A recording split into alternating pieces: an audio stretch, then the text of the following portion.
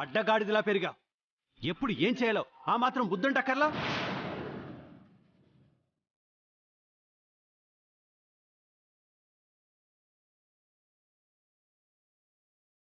నువ్వు ఏం చేసినా ఇలాగే చేస్తావు. నీ వల్ల ఎప్పుడు ఎవరికొకరికి ఇబ్బంది కలుగుతూనే ఉంది. అసలు నేను ఇక్కడ తీసుకురావడం తప్పైపోయింది. మావయ్య అది మాట్లాడు. Get out. దీపక్, రాజు, ఈ దీపక్ గాడు కొంచెం కూడా కనికరం లేకుండా నా రాజును గాయపరిచిండు. వీళ్ళ కోసం ఎంత చేసినా వీళ్ళు నా రాజును గాయపరిచి నా మనసును కూడా గాయపరిచిరు. గిసంటోళ్ళకు నేను సాయం చేసేదా? ఏం జరిగింది సార్? ఇప్పటిదాకా బాగానే ఉన్నాడుగా. అనుకోకుండా రాజుకి దెబ్బ తగిలిందండి. ఇప్పుడు ఏం చేద్దాం సార్? చేయడానికి ఏముంది ఆఫీసర్? రాజు సంతకం పెట్టలేడు. మనం ఇంకో రోజు పెట్టుకుందాం. కొంచెం వాటర్ తీసుకొస్తావా? సరేనమ్మా.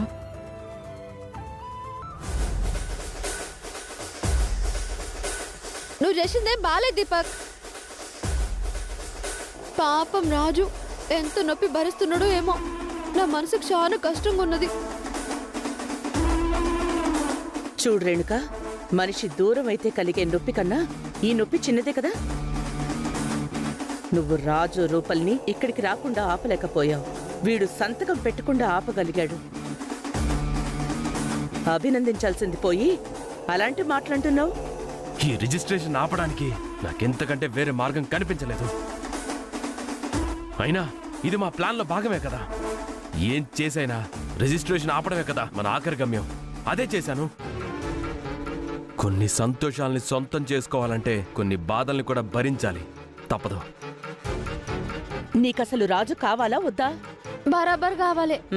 కావాలంటే ఈ రిజిస్ట్రేషన్ ఆగాలి కదా. అవుననుకో. నా కళ్ళ ముందు నా రాజు గట్ల అల్లాడిపోతుంటే మనసుకి చాలా కష్టంగా అనిపించింది అంతే.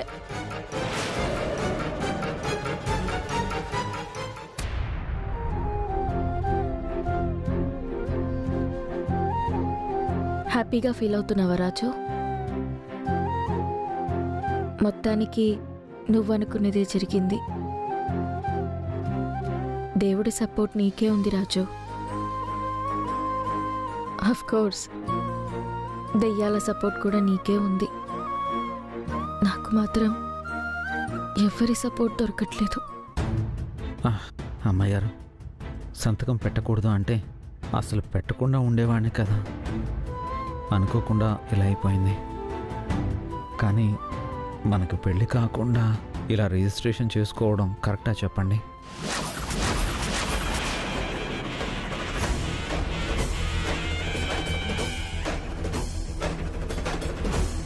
మనకి పెళ్ళి కాలేదని తెలిసే సంతకం ఎలా పెట్టగలను?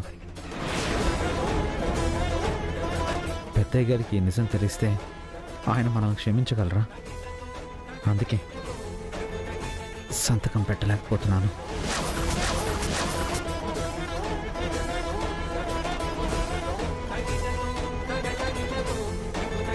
అంటే వీళ్ళిద్దరికీ నిజంగానే పెళ్లి కాలేదా? మరి పెళ్లి కాకుండానే ఎందుకు భార్యాభర్తలుగా కలిసి ఉంటున్నారు? కారణం ఏమై ఉంటుంది? ఈ విషయం బావగారికి తెలిస్తే ఏమైనా ఉందా? నేను విన్నదంతా అబద్ధమైతే బావుండు. అసలు పెళ్లి కాకుండా ఆ ఇంట్లో ఈ ఇంట్లో భార్యాభర్తలుగా ఎలా నటించగలుగుతున్నారు? ఈ విషయాన్ని దీపక్ నిరూపించడానికి ప్రయత్నించాడు. కానీ ఆధారాలు లేకపోవడంతో కుదరలేదు. వాళ్ళకి ఆధారాలు దొరికితే ఏంటి పరిస్థితి? సుమకి ఎలాగో విషయం తెలిసింది కాబట్టి ఈ విషయాన్ని నా తమ్ముడికి చెప్పక మానదు. ఇకపై ఈ విషయాన్ని కడుపులో దాచుకోవటం అంత ఈజీ కాదు. బావగారికి తెలిస్తే రూప పరిస్థితి ఏంటి? నా స్థానంలో రూప అమ్మ ఉంటే ఈ విషయాన్ని కడుపులో దాచుకునేదేమో. కానీ బావగారికి చెప్పుకుంటే ఇది ఎంత దూరం పెడుతుందో తెలీదు. ఈ క్షణం గురించి ఆలోచిస్తే బావగారికి విషయం చెప్పకుండా దాచాలి. కానీ ఫ్యూచర్ గురించి ఆలోచిస్తే మాత్రం అమ్మో, కుటుంబ పరువుకి సంబంధించింది కాబట్టి, పరువు విషయంలో బావగారు చాలా ఇబ్బంది పడ్డారు కాబట్టి అదే మళ్ళీ రిపీట్ కాకూడదు అంటే బావగారికి ఇప్పుడే చెప్పేయటం కరెక్టేమో. రాజు, బయలుదేరదామా? పద. వస్తాం ఆఫీసర్. అలాగే సార్.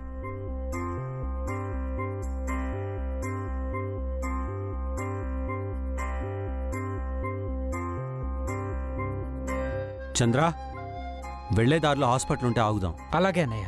అక్క బయలుదేరదామా? బావగారు, మీకో విషయం చెప్పాలి.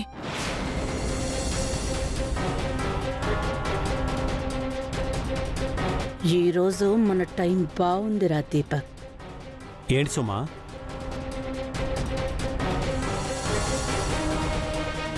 ఏంటో చెప్పమ్మా. రూప గురించి ఒక విషయం చెప్పాలి.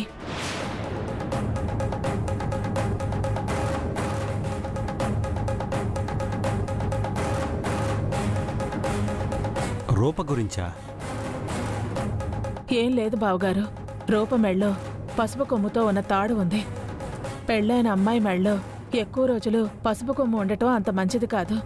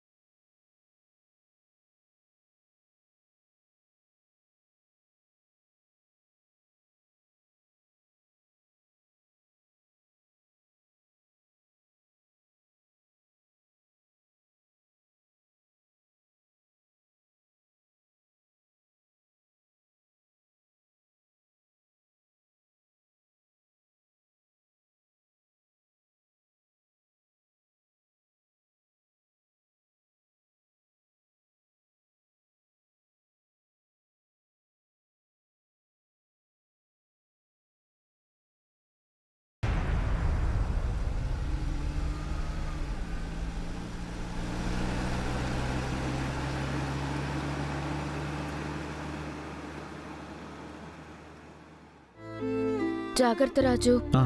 పర్లేదు అమ్మాయి గారు. రాజు, నీకు నొప్పిగా ఉందేమో, రెస్ట్ తీసుకో. అమ్మా రూప, రాజుని తీసుకెళ్ళు. అలాగే పిన్ని. రేయ్, నొప్పి ఎక్కువ ఉంటే చెప్పు, డాక్టర్ని పిలిపిస్తాను. అలాగే పెద్ద. పద రాజు. సుమా,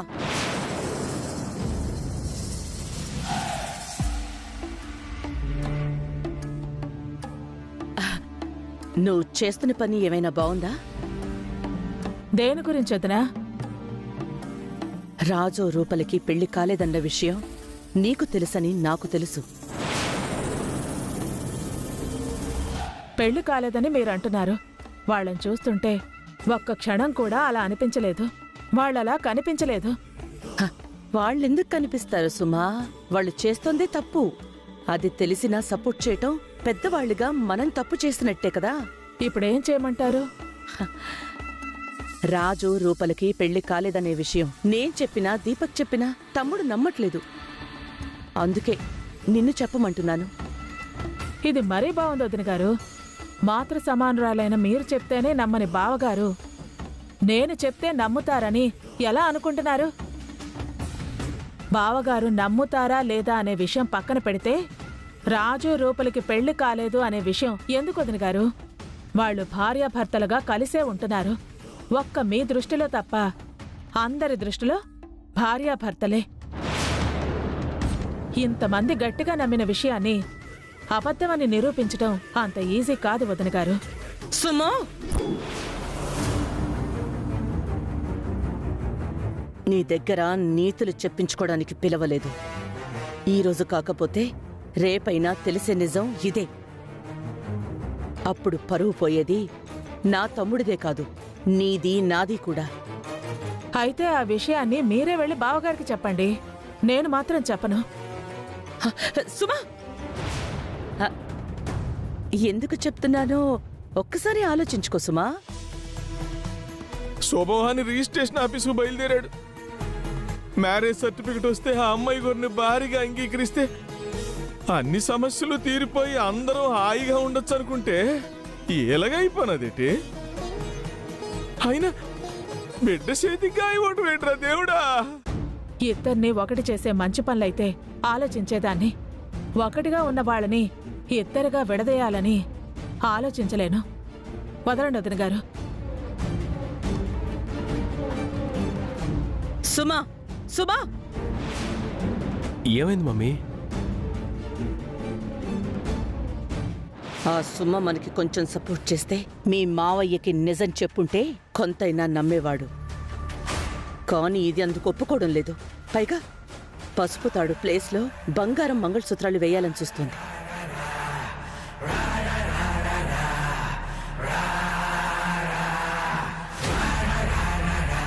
మ్యారేజ్ సర్టిఫికేట్ ఇంకా రాలేదు కదా మమ్మీ. మళ్ళీ రిజిస్ట్రేషన్ ఆఫీస్కి వెళ్లేలోపు ఏదో ఒకటి చెయ్యాలి మమ్మీ. ఆ విరూపాక్షి చాడ తెలిస్తే చాలు దీపక్. వీళ్ళందరికీ చుక్కలు చూపిస్తాను. విరూపాక్షిని అడ్డం పెట్టుకుని ఆస్తి మొత్తం మన పేరు మీద రాయించుకుంటే అన్ని ప్రాబ్లమ్స్ తీరిపోతాయి. కానీ నువ్వు విరూపాక్షి గురించి తెలుసుకోమంటే తెలుసుకోవడం లేదు.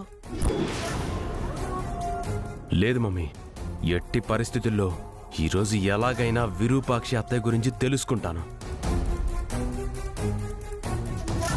హాస్పిటల్లో మిస్ అయిందని చెప్పాను కదా, ఆ సీసీటీవీ ఫుటేజ్ ఈరోజు వస్తుందని చెప్పారు మమ్మీ. నేను వెళ్ళి ఆ పని చూస్తాను.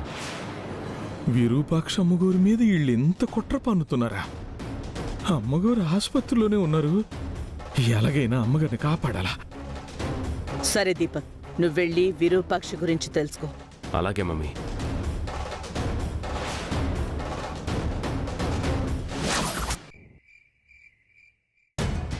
విజయాంబిక వదిన ఎందుకు రూప గురించి ఇలా ఆలోచిస్తోంది? ఈ రోజు కాకపోతే రేపైనా రూపారాజుల జీవితంలో ఏ చిచ్చు రేపుతుందో ఏంటో. ఈ విషయం బావగారికి తెలిస్తే ఏమైనా ఉందా? అమ్మో, పెళ్లి కాకుండా ఇంతకాలం భార్యాభర్తలుగా నమ్మించటమే కాకుండా ఒకే ఇంట్లో కలిసి ఉంటున్నారు. బావగారు క్షమిస్తారా? అసలు బావగారు ప్రాణాలతో ఉండగలరా? బావగారికి తెలిసేలోపే రాజు రూపాల బంధాన్ని నిజం చెయ్యాలి. రామమ్మీ, భోంచేద్దాం. సుమా, రాజుని కూడా ఇక్కడికి పిలవకపోతే రూమ్కి పంపించుండొచ్చు కదా. పర్లేదు చిన్నయ్య, అందరితో కలిసి కూర్చొని తినడమే నాకు ఇష్టం.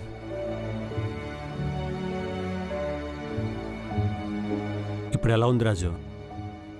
కొంచెం పర్లేదు పెద్దయ్య. డాక్టర్కి చెప్పాను, మార్నింగ్ వస్తారు.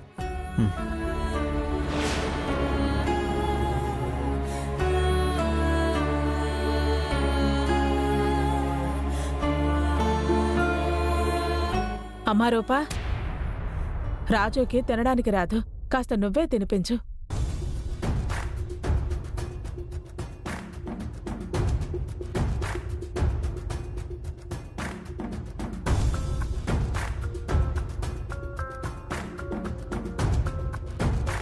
సరే పిన్ని. వద్దమ్మాయి గారు, మీరు తినండి, నేను తర్వాత తింటాను. తర్వాతే ఇదే పరిస్థితి కదా రాజు. ముందు తిను, తర్వాత టాబ్లెట్స్ వేసుకోవచ్చు. మమ్మీ, ఏంటిది? స్పూన్తో తింటాడులే సుమా. స్పూన్తో ఎలా తింటాడక్క? స్పూన్తో తినేవాడైతే చేత్తోనే తింటాడు కదా. అమ్మా రూపా, నువ్వు తినిపించమ్మా.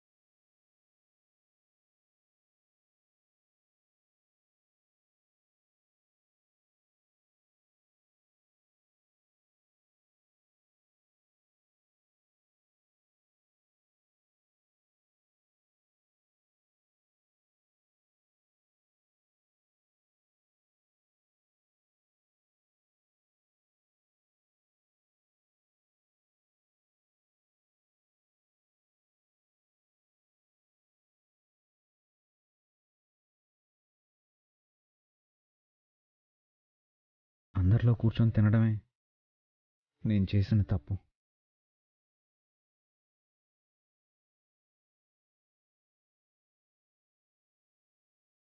సరే అమ్మాయి గారు, నేను వెళ్తాను. జాగ్రత్త రాజు.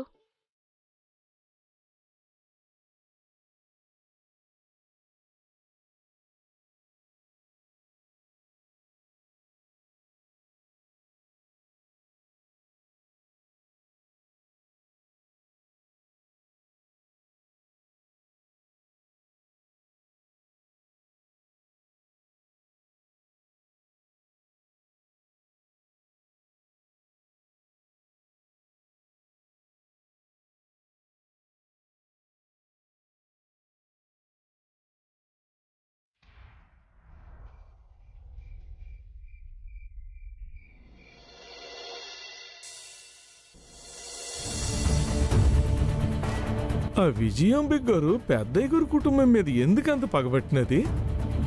అయినా విరూపాక్షమ్మ గారు ఆ విజయమ్మ గారు అనుకున్నట్టే అంతా చేసినారు కదా. ఇంకా ఆవిడ బాధ పెట్టడానికి ఏటున్నదని? విజయమ్మ గారికి దక్కాల్సిన ఆస్తులు, పదవులు, హోదా ఇవన్నీ పెద్దయ్య గారికి దక్కాయనే ఇప్పుడు పెద్దయ్య గారిని రోడ్డు మీదకి లాగాలని చూస్తున్నది. ఆస్తులు రూపమ్మ పేరు మీద రాయడం ఇష్టం లేక ఇప్పుడు రూపమ్మ జీవితం కూడా నాశనం చేయాలని చూస్తున్నది.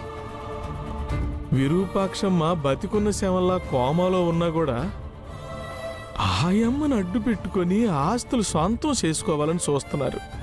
అదే గాని జరిగితే పెద్దయ్య గారు రోడ్డును పడతారు. రూపమ్మ జీవితం కూడా నవ్వులు పాలైపోతుంది. అలాగ జరగటానికి లేదు. ఆఖరికి విరూపాక్షం మొన్న ఆసుపత్రి తెలుసుకుని సంపాలని చూస్తున్నారు. ఎలాగైనా విరూపాక్షమ్మను కాపాడాలా, విజయమ్మ గారి ఆలోచనల్ని అడ్డుకోవాలా. ఏటయ్యా భోజనం కూడా చేయకుండా అట్టా కూర్చున్నావు? ఆకలేస్తుందిరా. నాకే ఇట్లేదు ముచ్చలు, నువ్వు వెళ్ళి తిను. అదేంటయ్యా అట్ట అంటున్నావు? నువ్వు తినకుండా నేను ఎప్పుడైనా తిన్నానా? ఏమైందయ్యా నీకు? ఏం అమలేదే ముచ్చలు. నీ గొంతులో మాట అంటుంటే నువ్వు దేనికో భయపడుతున్నావని అర్థం అవుతుందయ్యా. అదేంటో నాకు చెప్పకూడదా? సరే, నీకు ఆకలి అయ్యే వరకు అట్టాన్ని కూర్చుని ఆలోచించు. నీకు ఆకలి అయ్యాక ఇద్దరం కలిసి భోంచేద్దాం. ముచ్చలు, నీ కాడ దాయటానికి ఏటిని ఏదే ముచ్చలు. మన విరూపాక్షమ్మ గారి జీవితం అలాగ నాశనమైపోవడానికి ఆ విజయాంబిక గారే కారణం కదా. అవును. ఇప్పుడు మన కోడల జీవితం కూడా నాశనం చేయాలని చూస్తున్నారు. ఏమంటున్నావయ్యా? అవునే ముచ్చలు, పెద్దయ్య గారు కోడల పిల్ల మీద ఆస్తి రాస్తున్నారని తెలిసినప్పటి నుంచే మన రాజు రూపమ్మల్ని విడదీయాలని చూస్తున్నారు. అంతేకాదు, ఈ రూపాక్షమ్మ గారిని అడ్డం పెట్టుకుని ఆస్తి మొత్తం కాజేయాలని చూస్తున్నది. ఆస్తి మొత్తం కాజేసేదే గాక ఈ రూపాక్షమ్మని అంతం చెయ్యాలని చూస్తుంది. ఇదంతా నిజమేనయ్యా? అవునే. ఆ తల్లి కొడుకులిద్దరూ మాట్లాడుకుంటుంటే స్వయంగా నేనే విన్నాను. ఇప్పుడు విరూపాక్షమ్మ హాస్పిటల్లో ఉన్న విషయం కూడా తెలిసిపోనది. ఎప్పటికే ఓసారి సంపాలని చూశారు. సమయానికి నేనే వెళ్ళి కాపాడాను. ఇప్పుడు వాళ్ళు అదే పనిగా ఎతుకుతున్నారా ఆ అమ్మని. ఆ అమ్మ దొరికితే ఏం చేస్తారోనని భయంగా ఉంది ముచ్చలు. అయ్యో, దానికేం పోయే కాలమయ్యా? పచ్చని కాపురంలో నిప్పులు పోయే పనిగా పెట్టుకుంది. ఎలాగైనా విరూపాక్షమ్మ గారిని కాపాడాలి ముచ్చలు, కానీ ఎలాగో అర్థం కావట్లేదు. ఎక్కడ దాయాలన్న ఆసుపత్రిలోనే కదయ్యా దాయాలి. ఆసుపత్రిలో కాకుండా ఎక్కడ దాయడానికి లేదు కదయ్యా. అవును. పోనీ ఎవరైనా డాక్టర్ సాయం తీసుకుని మన ఇంట్లో ఉంచుకోవచ్చేమో అడుగుదామయ్యా. ఏం మాట్లాడుతున్నావు ముచ్చలు? మనం బతకటానికి అంతంత మాత్రంగా ఉన్న ఈ ఇంట్లో అమ్మగారిని ఎలాగ పెట్టుకుంటాము? విరూపాక్షమ్మ ఎక్కడో ఉంటే ఏమవుతుందో అని భయంతో ఉండేదానికన్నా మన కళ్ళ ముందే ఉంటే ఆమెకేమీ కాదన్న ధైర్యం ఉంటుంది కదయ్యా. అది కూడా నిజమే ముచ్చాలు.